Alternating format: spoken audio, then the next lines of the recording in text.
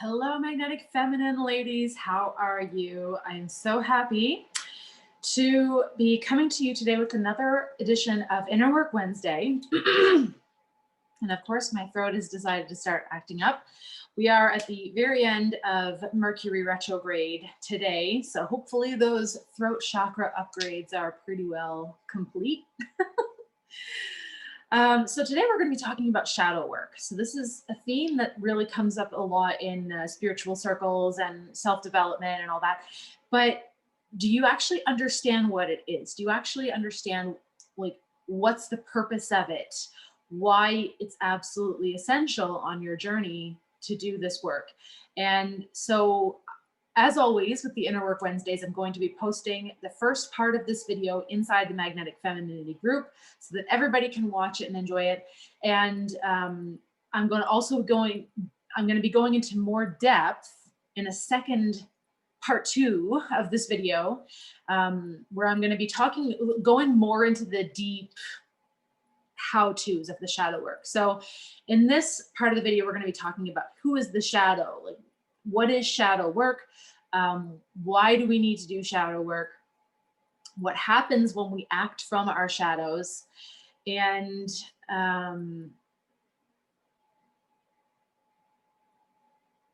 the ego. Yeah.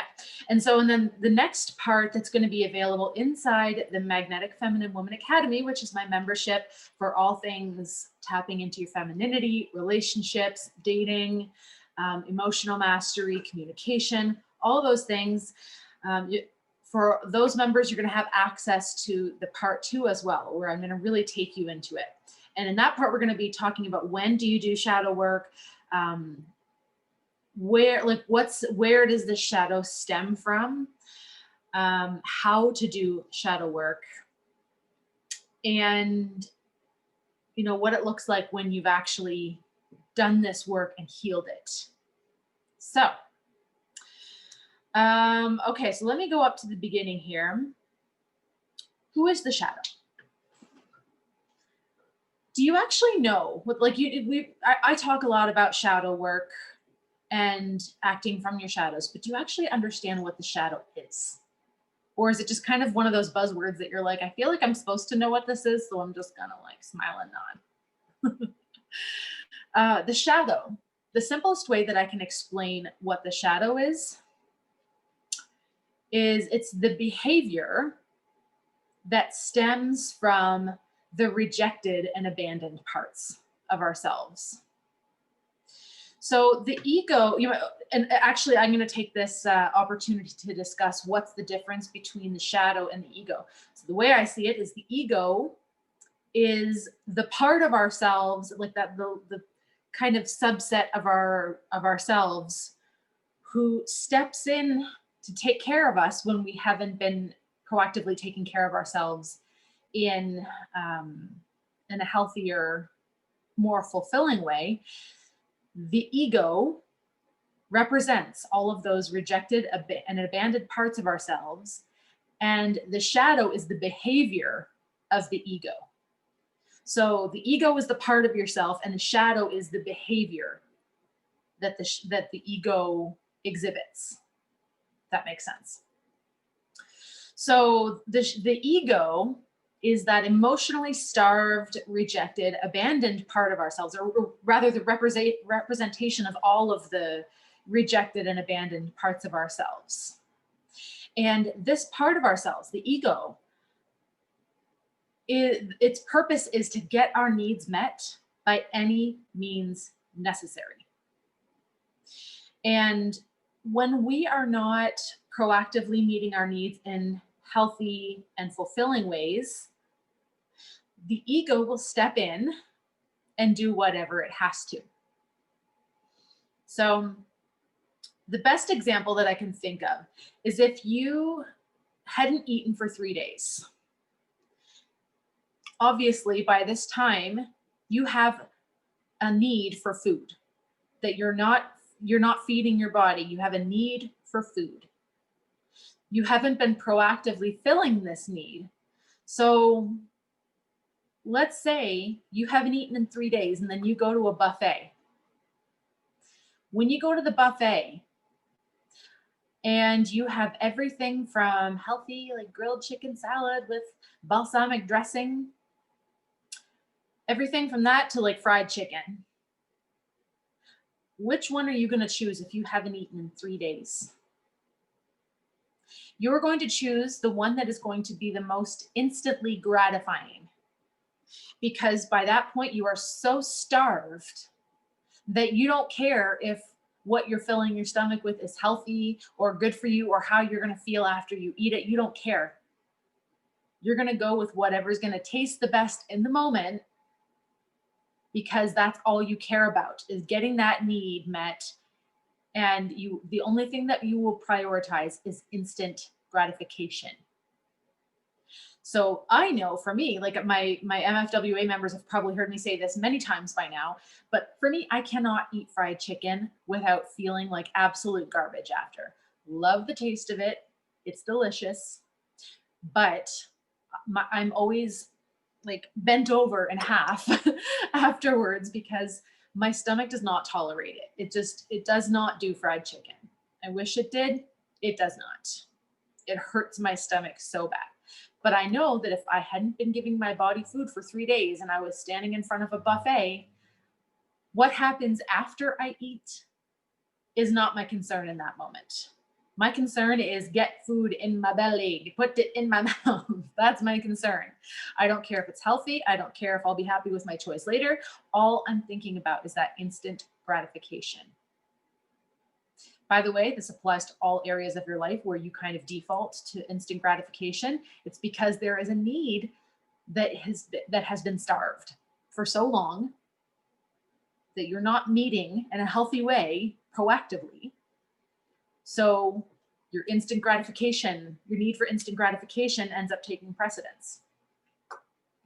So what is shadow work? If we understand now that, okay, like the behavior of going for the fried chicken instead of maybe the healthy salad that would feel better after I eat it, the act of going for the fried chicken, that's a shadow behavior because it doesn't serve me. It's going to hurt me, actually. It'll fill that need temporarily, it'll put food in my body, but it is not a choice that serves me. So that's the shadow behavior where we act in ways that is actually contrary to our well being, but it gives us the instant gratification that we want. So, what is shadow work? Shadow work is the work of giving all the parts of you, including your ego, a seat at the table within yourself. So, a lot of people, a lot of spiritual whatever's gurus or whatever, they talk about transcending the ego, and transcending the ego is not possible. We are here, we are humans living a human experience. We were never meant to transcend the ego. That was not something that we were like as souls. That was not why we came. Why would we choose to go into a human body only to say, I don't want to have the human experience. So I want to transcend the ego and I want to transcend my humanity and be a soul again. It's like, no, we came here to live the human experience, and the ego is part of the human experience. Now, obviously, when the ego takes over, it's very damaging to you and to those around you, of course. So the thing is we're not trying to transcend the ego, but when we love and accept it as part of ourselves, this is where the real magic happens, and this is where the real integration and healing happens. So the ego is part of the human experience. We can't get around it. It's the part of us that shows us where we haven't been proactively meeting our needs. And if you can begin to see the ego as a very valuable part of you, because this is the part of you that tries to fill in the gaps of where you're not meeting your own needs. And does it always do it in the perfect way that's going to serve you? No. But when you become attuned to it and you love it as part of yourself and you accept it as part of yourself, then you can partner with it and it will tell you where you're not meeting your own needs and therefore where you're vulnerable to acting out shadow behaviors. that are damaging to yourself and to those around you. So when we act from unmet needs, when we act from this gaping emotional wound, that's making us feel emotionally starved, we're going to prioritize instant gratification over long-term success in a relationship. And this is a topic that's been coming up a lot lately in the MFWA, because there's been a lot of discussions around love bombing and like, how do you discern when a man is really authentic when he's coming towards you fast and hard in the beginning and really like, oh my gosh, you're the like, where have you been all my life? And really just kind of laying it on pretty thick. And the thing is that we're only vulnerable to love bombing, to actual like narcissistic, abusive, and manipulative love bombing. We're only manipulative to that when we have this emotional need for love, for attention, for feeling validated. When those needs are going unmet within yourself, that's what puts you in a vulnerable position where you are like fresh meat to predators, to emotional abusers, whether they mean to be emotionally abusive or not, it doesn't matter. So,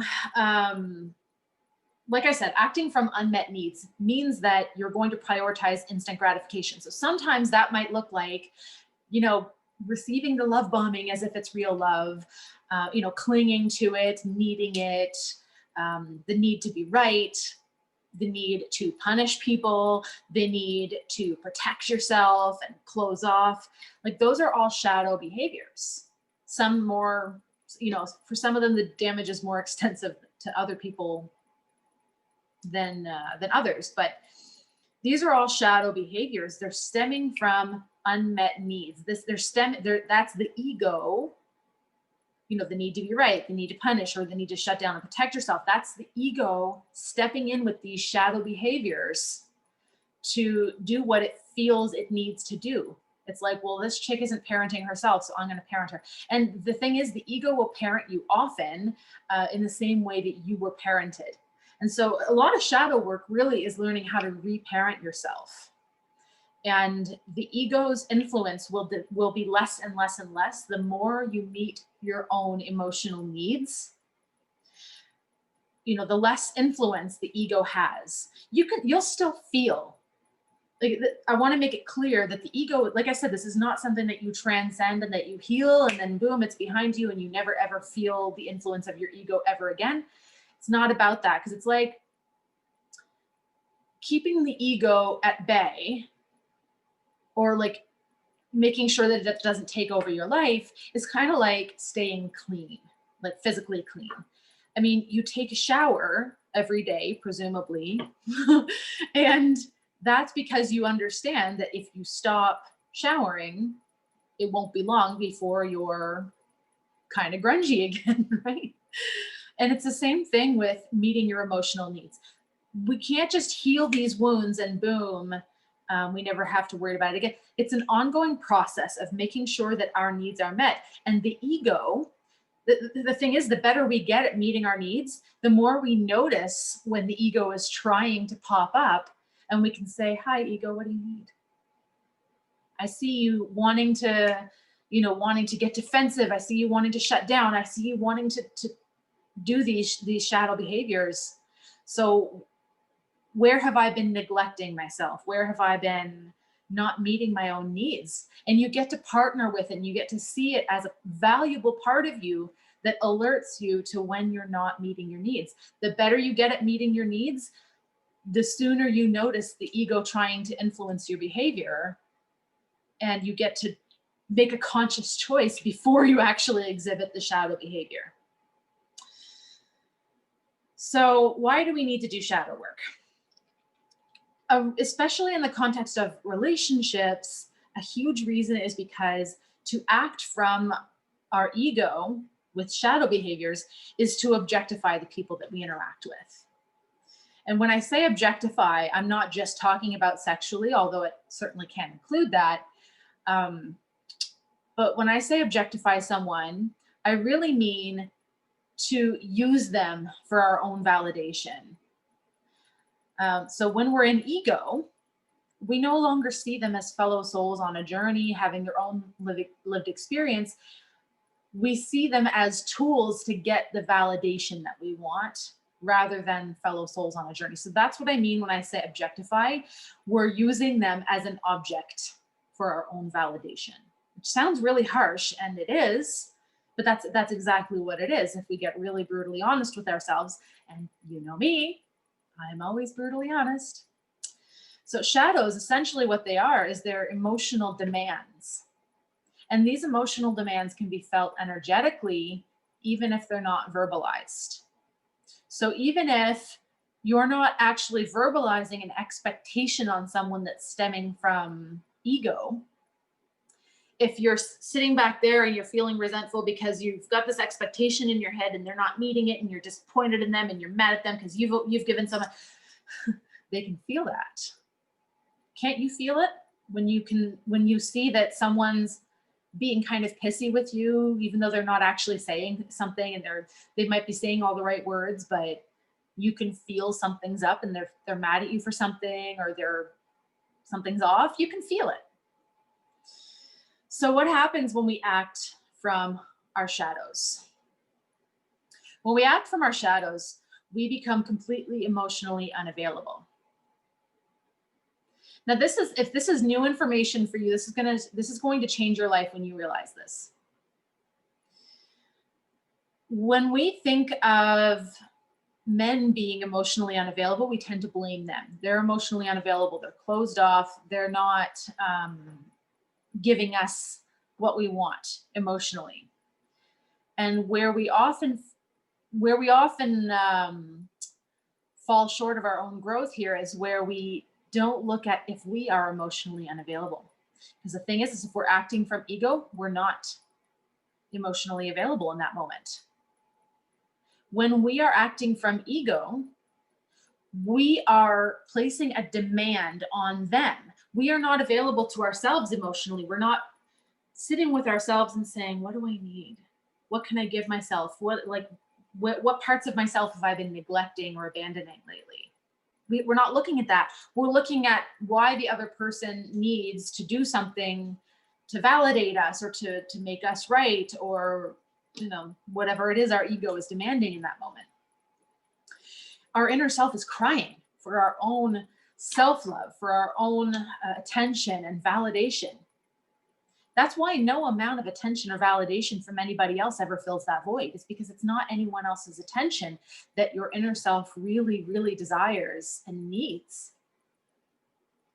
So instead of giving it to yourself, instead of giving yourself the attention and the validation and love that you're seeking, you're passing that responsibility onto someone else. And the thing is guess what? When someone else is the source of your love and attention and validation, the second they look elsewhere, the second they go to take care of their own needs, the second they go take care of something else that's a priority in their life, you feel that shadow behavior creeping up again, because now the need is going unmet again. Nobody else is meeting it for you right in that moment. So now, that shadow those shadow behaviors are creeping up again. So, another example that I can think of that will really help this to click. Think of how it feels when, if you had someone in your life, let's say if you were a parent or you had a parent, some of you, this may actually be the case, but if you had a parent who, instead of spending time with you and giving you love and attention and validation and, really spending quality time with you at all, they just bought you gifts instead. If you think of what you see in the movies sometimes with these super emotionally unavailable father figures where they're traveling for business constantly and they come home and they spoil their kids with gifts, but then they don't actually spend any time with their kids. You see that in the movies a lot. And so it's you're not getting what you actually need. So that's why these kids, they end up feeling so abandoned and unfulfilled when it comes to receiving fatherly love or love from a male masculine figure. they're not getting what they need. They're getting something, but it's not what they actually need. So that's like you, instead of spending time with yourself, you're feeding yourself love and attention from everybody else, but not from your own self. And so, can you understand now why you might get clingy to outside attention and why it feels so panic inducing when you don't necessarily get the kind of attention you want? And on the flip side, this comes down to attachment styles, which maybe I'll do another video in the future about this. But if as a child, especially, you were in the habit of not getting your needs met, if your parents didn't know how to meet your emotional needs, so those emotional needs just went unmet all the time, you likely learned to pretend. The ego steps in, and the shadow behavior is, I don't have any needs. No, nothing hurts me. I can handle anything. I'm tough. And this is the false invulnerability, pretending that, to be super tough and not have any needs, and, not allow anyone to fill any of your needs at all, because you're so afraid that if you let them. The best example, actually, I saw this on an episode of Shameless. Fiona, I forget what the dude's name was, and his name changed a few times over the course of the series, but her boyfriend dude, whatever his name was, Steve, I think, he wanted to like spoil her. He wanted to like buy her a new washer and dryer. He wanted to like take care of her, and she wouldn't let him. No matter how broke they were, he had money and she wouldn't let him. And so he said, you're afraid to need me, because if you admit you need me, you're afraid I'm not going to be there. Like, you're afraid that there's going to be a time when you need me and I'm not there. And I was like, that is the perfect expression of avoidant attachment. Shutting down, pretending that you're so ultra independent, you don't need anybody, right? That's a shadow behavior. That's not strong. That's a false sense of invulnerability. So when we're acting from ego, we put people in a lose-lose situation around us, especially in our intimate relationships, because like I said, these shadow behaviors are energetic demands. So either, like, when we are placing these energetic demands on a partner or a man that you're dating or anybody in your life, really, even your kids, either they give in to your energetic demands and they feel about this big, or they resist them, which creates tension and conflict and resentment. So we completely cut off the possibility of receiving from people when we're acting from ego. Because again, these shadow behaviors are energetic demands. When we demand something of somebody, we completely eliminate the possibility of them giving to us from their own free will. Think about the number of times in your life when you were like already going to do something. Like you already had planned to do it. And then someone tells you to do it and you're just like, well, now I don't want it. Like, it no longer feels good to give to them. Now you feel like if you give it to them, it's because you're caving to their demand, or if you don't give it to them, it's because you're rebelling against their demand. But it no longer, you no longer feel like inspired to give to somebody who's demanding from you. So when we act from ego, that's what we're doing. We're placing people in a lose-lose situation. They can't win anymore. People can't give to us freely of their own inspiration when there's a demand. So the only way to act from a healed and whole place is to focus on healing and wholeness, right? So the point that I'm making here is, a lot of the time when we act from ego behavior, sometimes when we realize what we've done, what behavior do we go to? We go to another shadow behavior, which is shaming ourselves and berating ourselves. Another shadow behavior, right? Because we think that somehow if we shame ourselves enough, we can shame ourselves into healing. That's not how healing works. So we don't have to shame and berate ourselves in order to be willing to change. And in fact, it's much more inspiring to change when we do it from a place of love and self acceptance.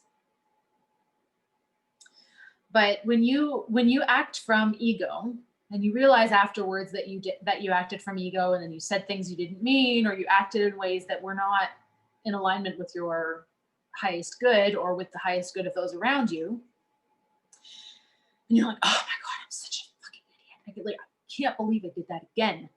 Oh my god, I'm the worst person. Like, I'm such a terrible girlfriend. I'm a terrible wife. I'm a terrible mother. Like, I'm so not cut out for this. What do they even see in me? We start talking to ourselves like this. How is that ever going to heal you when you talk like that? How, if I spoke to you that way, how would you? And again, that would be because it's a shadow behavior. That's an energetic demand. So if I shamed you for the way that you're behaving because it was from ego or whatever, then your two choices are to change the behavior and feel okay, yes, Chelsea, I'm sorry. Feel 2 inches tall rather than feeling like empowered, or fold your arms and resist it. No. Which I see people do that a lot. I see, people really costing themselves a lot of growth because they're afraid to open up to it. So you can't shame or berate yourself into healing. So if you find yourself doing that, this is a really good time to remind yourself that that healing and wholeness comes from focusing on healing and wholeness, which means instead of shaming and berating yourself, saying, okay, I did that thing again. Ego. Wow. Okay. Like, recognizing that the ego is signaling an unmet need in you. Okay. So the shadow part of you is the part who needs to control everything around her because she's making everyone else the source of her well-being rather than taking responsibility for herself. So think about how difficult it would feel to remain steady and stable within yourself and grounded on a consistent basis when your well-being feels like it's at the mercy of everyone around you. How could you ever possibly hope to stay grounded and stable when everyone else is the source of your well-being rather than your own self? Of course, you're going to try to control everything around you. If you think that they represent your value in the world, that they represent that they're the ones who tell you if you're good enough or not, if they're the ones who are the source of your safety, 11 on my computer, if they're the ones who are the source of your safety, if they are the ones who are the source of your abundance, or you perceive that they are at least, of course you're going to try to control everything around you because you're giving them too much credit. They're the source of their own stuff. You are the source of yours. And then you come together beautifully and it's amazing. But you have to, so the ego is the part of you that sees your tank running low, your tank of feeling good enough, your tank of feeling safe, your tank of feeling abundant, your tank of having your needs met. So the ego sees this tank running low, sees that you're not taking charge to fill it, and steps in to meet your needs by demanding it from other people.